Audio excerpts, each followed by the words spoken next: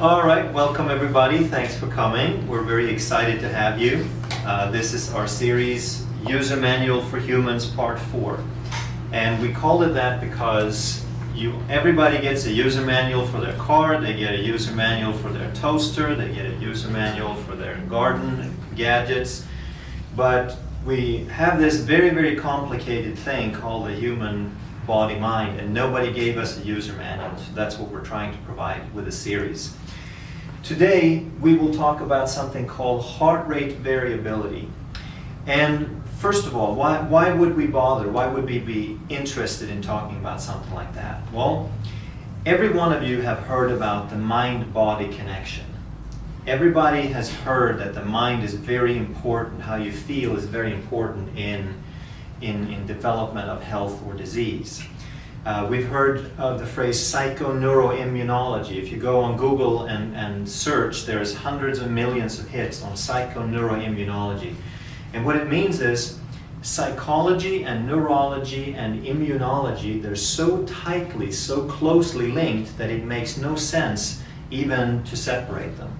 So what it means is systems work together in the body, and the psyche and the nervous system, it all affects everything else. We've heard we're supposed to relax, we're supposed to stress less. The relaxation state and the meditative state is supposed to be good for us.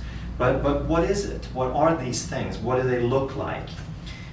What is a healing state? What entails peak performance? What happens in the body when you're frustrated versus when you're peaceful? So what does that state look like? That's the question we're going to try to answer today.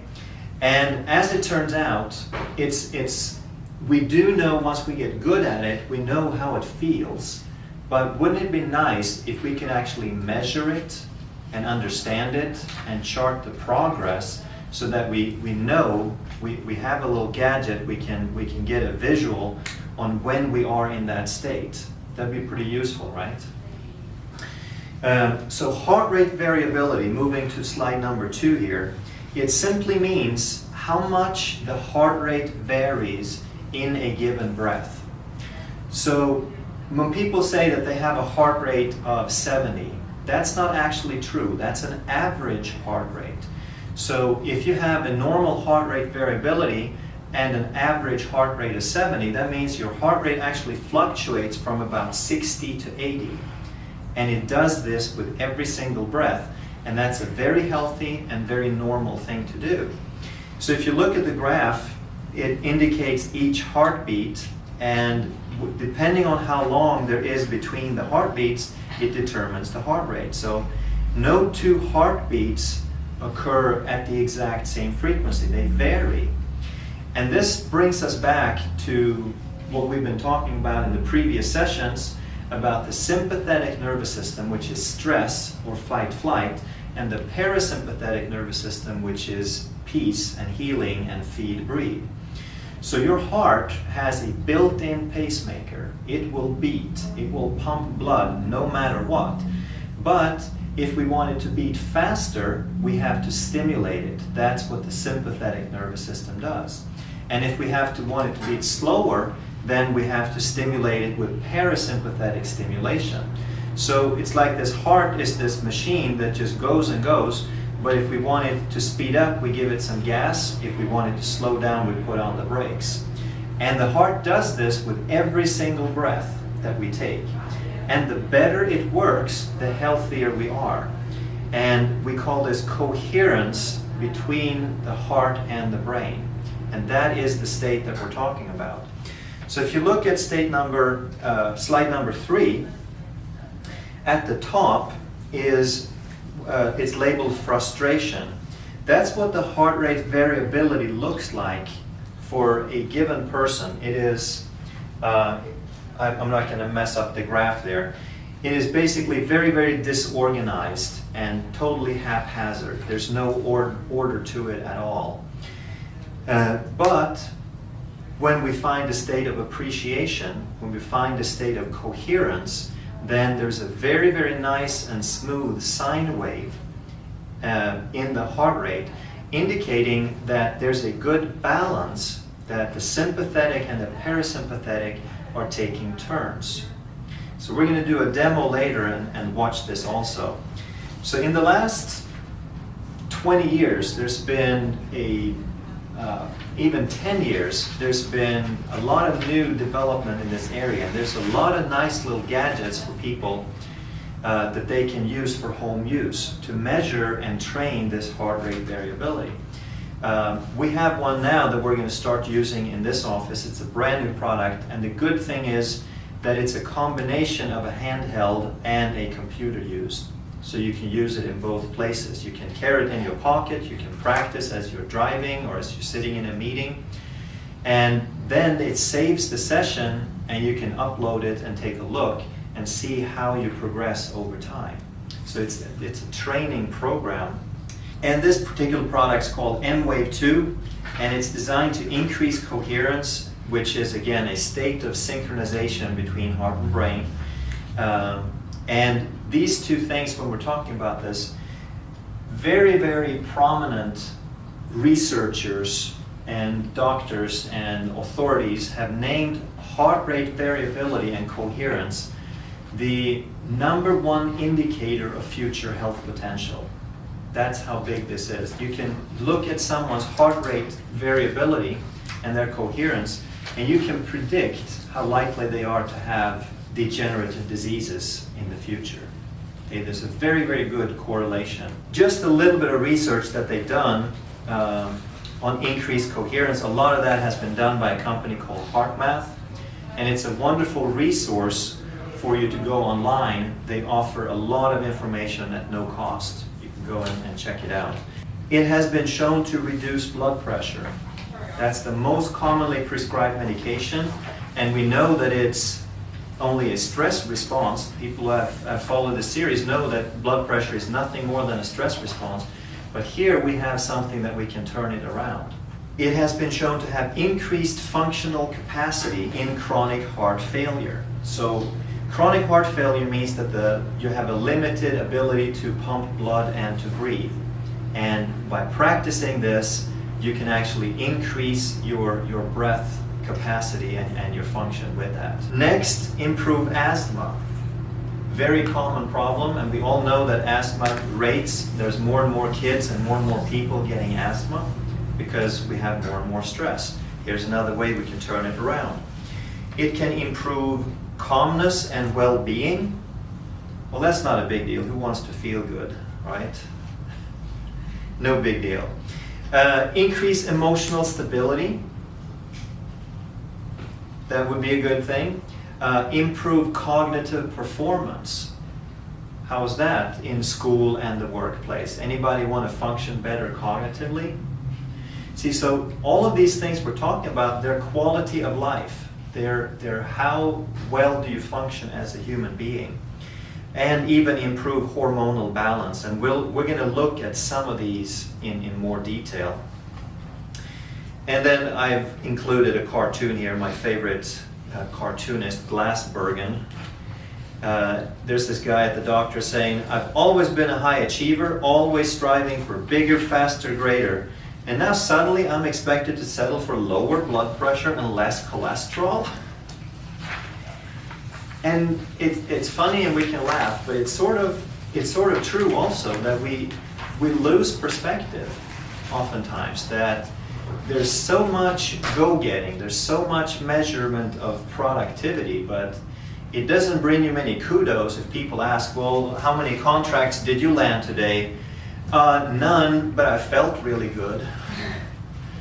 And yet, that's what life is about. It's the quality of life depends on how we feel.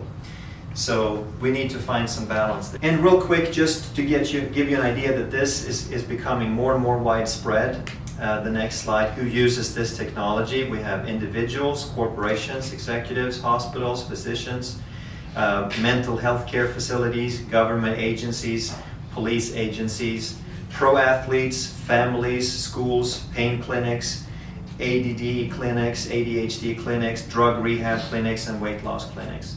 So it's catching on. People are the cutting edge people, researchers, they're starting to understand that this sort of technology is a big deal. So we're using the M-Wave for home use that people can take home and practice. And of course, in our evaluation, we use the NeuroInfinity, which can measure even more precise, but that's more for clinical use, that we can evaluate and bring you back and check this out. Now we get into the fun stuff. And this is some of the research that they have done. We're looking at two hormones called DHEA and cortisol. And let me just give you a little background on these. Cortisol is a stress hormone. It's linked to depressed immune system. It is linked to weight gain. So basically the body makes cortisol as part of a stress response, and because it inhibits the immune system, they give this as a drug called a corticosteroid to people who have chronic inflammation and immune problems. And thereby they depress the immune system and the people get all bloated. So that's basically what cortisol does. It's a great tool for the body short term to survive a crisis, but it's devastating long term. So when we have long term stress responses, the cortisol is linked to virtually all chronic health disease that we have. DHEA, on the other hand, is another hormone that's made in the same place. That both of these hormones are made in the adrenal cortex. But DHEA is an antagonist. It counteracts the effects of cortisol. So as such, DHEA has been linked to a reduction in depression. It has been linked to a reduction in diabetes. It has been linked to a reduction in atherosclerosis and heart disease.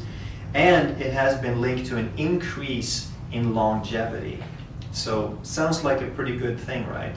Sounds like something we'd be interested in. So here's what they did with the study. They took a bunch of people. You can go to the HeartMath site and look at the details. I abbreviated it. But essentially, they had people practice a breathing and relaxation and visualization technique to calm the body down and feel good. They did this for a month. And they managed for people to increase the DHEA, the good one. They doubled their basic blood levels of the good hormone. So that means that they have a lesser chance of depression, lesser chance of diabetes, lesser chance of atherosclerosis, and increased chance of health and longevity.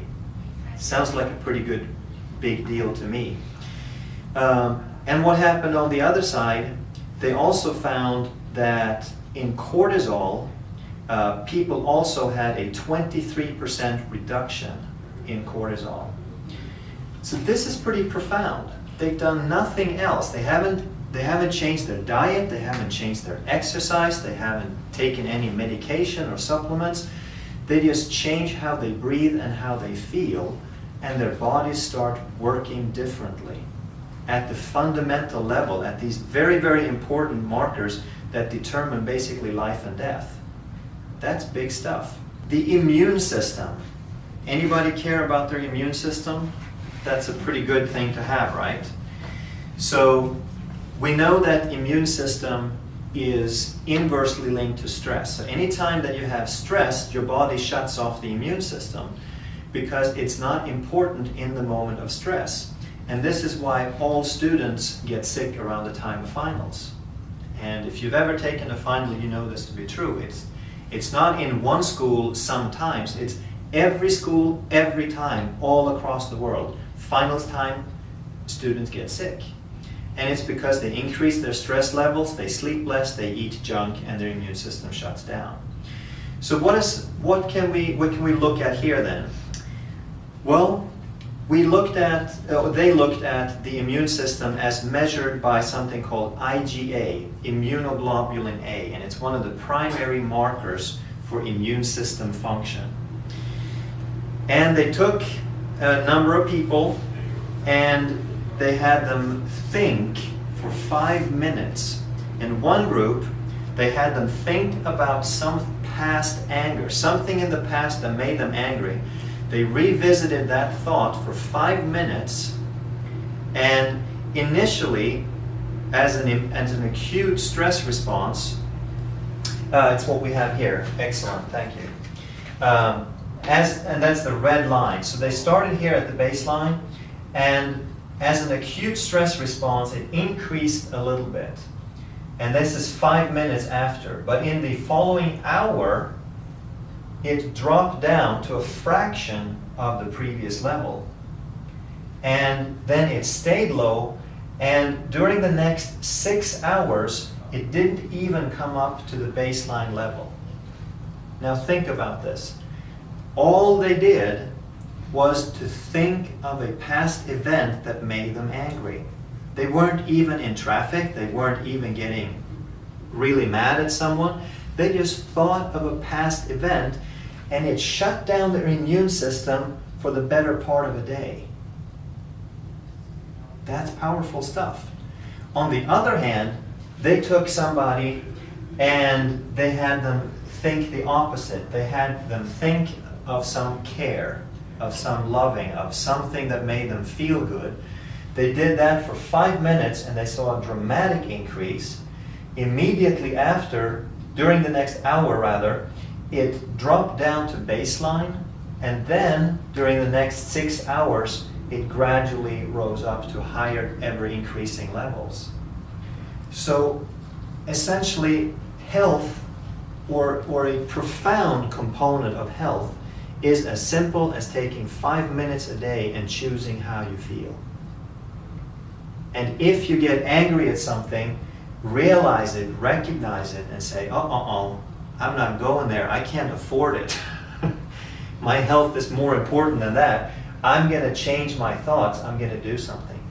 And that's what personal growth and health is all about. We've talked before about you need to eat well, move well, and think well. And this is the think well part. It doesn't happen by itself. It's something that takes practice. But if you take the time and practice it, you can create some astonishing results. One more study, and this had to do with cognitive performance. They did a test called auditory discrimination. I don't know exactly how the test was done, but they have a button that they're supposed to press whenever they hear a change or a change of a character of sound. So before the training, they tested 2 groups of people. I think they had 50-something people in the test. And it took them about 350, 360 milliseconds on average to press the button, to recognize that their brain was sharp enough to recognize the change in stimulus and press the button. And then they had them practice for, I think it was a single practice time, and then they tested them again. And in the experimental group, they had the people practice one of these relaxation techniques from HeartMath, where you practice your heart rate variability along with practicing a feeling or a picture. In that group, the average reaction time went down about 10%. It went down 37 points on average. And if you think about this, their brains were working better. They were more on point. They were better focused. They had a better ability to discriminate between stimuli simply because they practiced a few minutes. In the other group, they had them just do a relaxation. They sat them down and said, okay, now just relax and do your best to relax and feel good. In that group, it made no difference whatsoever. Okay?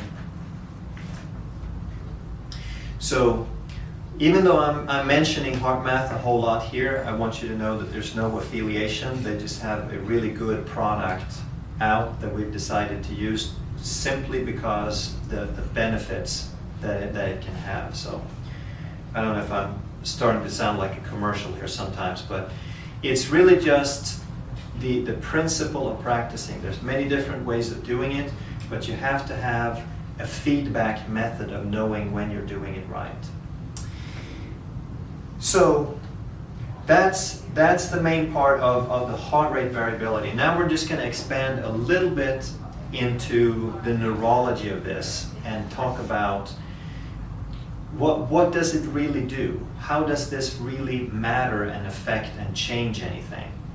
So the first thing that we need to understand is what neuroplasticity is. This was the greatest discovery of the 1990s. It was a breakthrough, it was a revolution in the understanding of the brain, that it has plasticity, it changes, it grows stronger and it grows weaker, and it makes new synapses and it breaks old synapses, and that's how behavior changes. We all know this intuitively, or at least through the principle, use it or lose it. So we understand that if you don't use a muscle, it's going to atrophy. If you go to the gym and pump iron, it's going to get big and strong. If you don't do anything with it, you're a couch potato, or you put your arm in a cast, the muscle goes away. And that makes a whole lot of sense, because the body wants to allocate resources to the places where they're being used. So if you're using one arm and not the other, the body says, why should I waste valuable resources rebuilding a body part that has no purpose, that's just hanging around? Astronauts know this, because when you send somebody into space and there's no gravity, the body says, well, in this environment, the skeleton is virtually useless. So I'm not going to devote valuable resources to replenish the bone, because here in space, I don't need it. So astronauts have, I believe, about a 2% bone loss per month. That's pretty dramatic. But we also have to understand that brain cells have the same fate.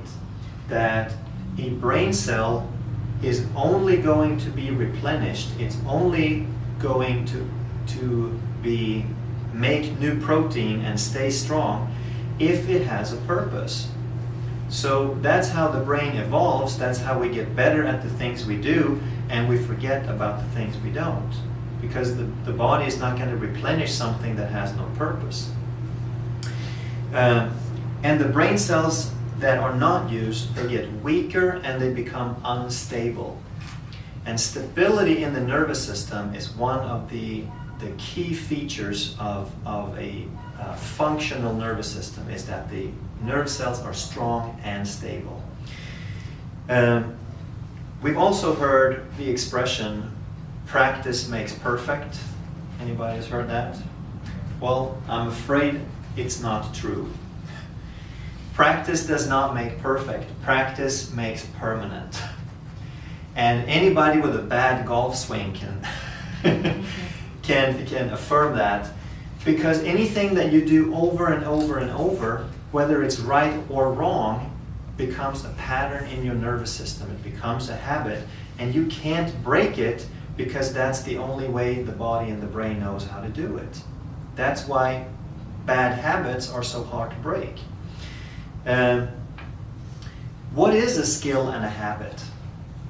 Well, where does a skill reside? Some people think that they talk about muscle memory, and they talk about, oh, well, I have the dancing legs or whatever. But it's all in the brain and nervous system, every bit of it. You have 100 billion brain cells, and the way that they communicate with other brain cells is through something called a synapse. So it sends out a little tentacle and connects to another brain cell, and the brain starts making patterns. And each of the 100 billion brain cells make about 5,000 connections on average. So you figure out the total number, someone who's a mathematician. It's a lot, okay? But those patterns, those synaptic patterns, determine all your behavior. All your habits, all your skills reside in those patterns. So now let's talk about this in terms of breathing and coherence. Because people say, well, when I relax and when I do a breathing exercise and I practice feeling happy, I feel really good for the 5 minutes that I'm doing it, but I feel it's a waste of time because I can't do that. I have a life. I can't do it all the time. So is it only good during the 5 minutes, or do I have to do it all the time? And here's the answer. It's right in neuroplasticity that during those 5 minutes, you are creating new synapses. You are strengthening those cells that are lying dormant, that are responsible for the parasympathetic outflow, for that healing response. If you are always stressed, then those cells are virtually never stimulated. But if you just take 5 minutes a day, you're giving those cells literally a workout. They get stronger, you're creating new synaptic patterns, and the more that you practice those patterns, the more likely they are to fire on their own when you're not thinking about it. So the more that you practice these things, and the recommendation is somewhere between, I usually say, 5 to 10 minutes once or twice a day. And if you can do that for 3 to 6 months, you will probably never feel the same again. You will probably lift yourself to a level of feeling wonderful with no return. So